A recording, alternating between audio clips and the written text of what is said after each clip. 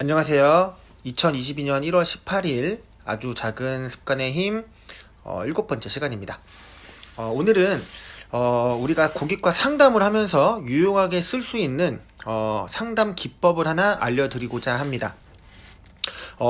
일종의 제가 이름을 붙여봤는데 파워 캐스천이라고 하는 3가지 질문법을 통해서 고객과의 상담을 원활하게 이끌어 나갈 수 있는 기법입니다. 먼저 파워 캐스천 3가지에 대해서 좀 설명을 드리고 이 질문을 통해서 어떠한 효과를 볼 수 있는지에 대해서 안내 드리도록 하겠습니다. 파워 캐스천 3가지는요, 첫 번째, 상담을 받아본 경험을 질문하는 겁니다. 이런 식으로요. 고객님 최근에 금융 관련된 상담을 받아보신 적이 있으십니까? 자, 이 첫 번째 질문을 통해서 우리는 어떠한 정보를 알 수 있냐면, 예를 들어서 고객님께서 상담을 받아보신 적이 있다. 그러면 구체적으로 어떤 상담을 받아보셨는지 물어볼 수 있겠죠.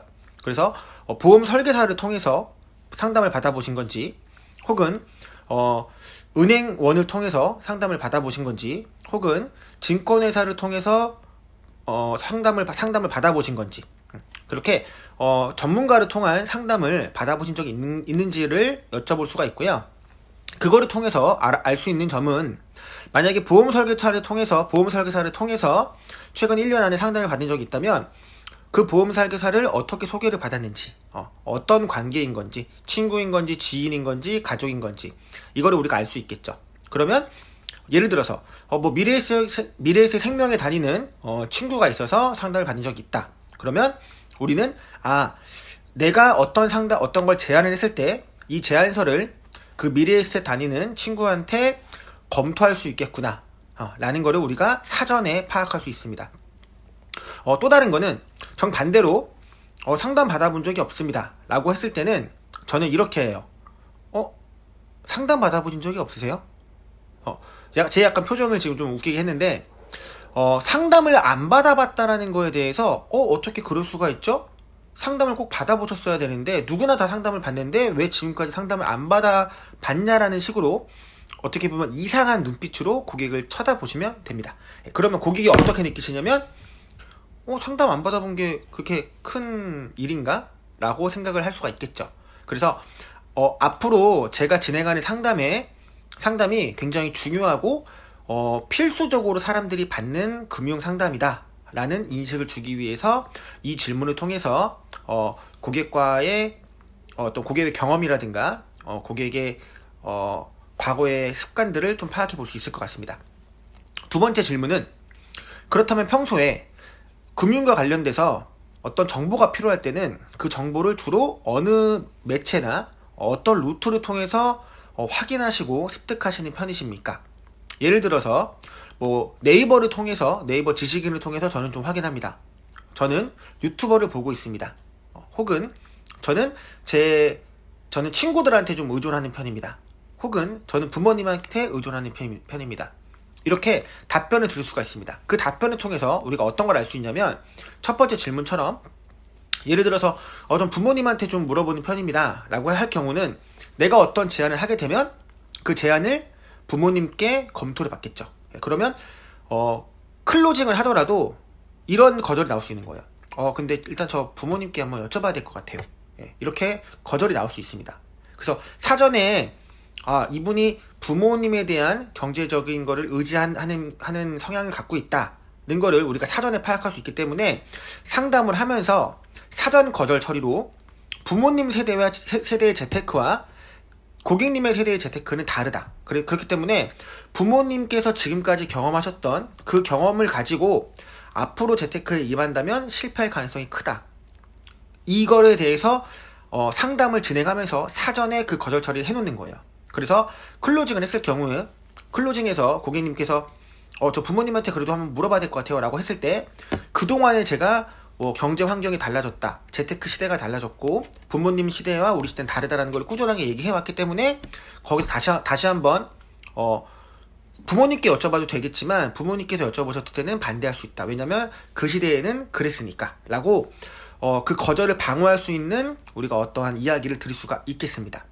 또 한 가지, 예를 들어서 네이버나 인터넷을 통해서 많이 내가 정보를 습득합니다 라고 하는 고객 같은 경우는 내 제안서를 인터넷에 올릴 수 있겠구나. 실제로 제 고객이 상품 설명서를 스캔해가지고 네이버 지식인에 올린 적이 있어요.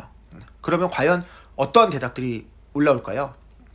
그러니까 고객님의 어떤 그 확인을 하시는, 그러니까 어떤 정보를 확인하시는 그 루트를 이 두 번째 질문을 통해서 우리가 캐치할 수 있고, 그 캐치를 통해서 사전적으로 앞으로 상담을 진행하면서 그런 점에 대해서 우리가 조심하면서 사전 거절 처리로 상담을 이끌어갈 수가 있겠죠. 자, 세 번째로 마지막은 오늘 이렇게 시간을 내셔서 저를 만나셨는데 제가 오늘 어떠한 정보를 드리면 이 시간이 좀 유용하게 쓰일 수 있을까요? 자, 이 질문을 왜 하냐면 당신 지금 고민이 뭐야? 예를 들어서 환자입니다. 병원에 가면요, 의사가 이렇게 물어봅니다. 어디가 안 좋으셔서 오셨습니까? 이렇게 물어봅니다. 네. 점집에 가면요, 들어오자마자 어이구 어디가 아파서 들어왔구나 이렇게 하겠죠. 우리는 점쟁이가 아닙니다.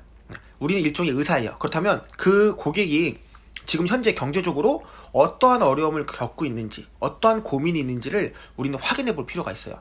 네. 그래서 이 질문을 들었을 때 제가 최근에 뭐 이러이러한 저축을 좀 하려고 하는데 이자율이 좀 낮아서 고민이다. 혹은 돈은 모으는데 잘 안 모인다. 뭐 등등 보험을 들려고 하는데 기존에 든 보험이 좀 별로다. 이렇게 고객님이 어떤 상담을 원하는지를 먼저 캐치할 수 있어요.